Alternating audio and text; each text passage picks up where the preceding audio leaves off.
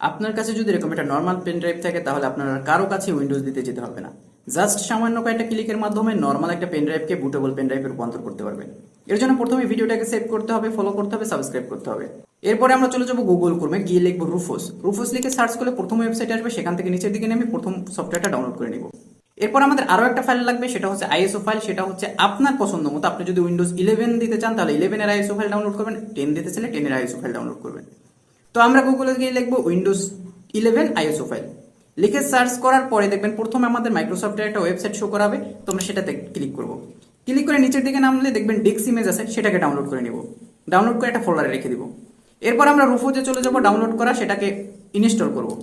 Install করার পর আমরা পেন ড্রাইভটাকে ইনসার্ট করব কম্পিউটারে। এরপর আমরা রুফোজের মধ্যে হচ্ছে পেন ড্রাইভটা সিলেক্ট করে দেবো। সিলেক্ট করে একটু নিচের দিকে নামার পর দেখবেন আইএসও সিলেক্ট করতে বলবে। তারপর এখানে ক্লিক করে আইএসও ফাইলটা সিলেক্ট করে দেবো। দেওয়ার পর আমরা নিচের দিকে নামবো। নিচের দিকে নামার পর দেখা আসবে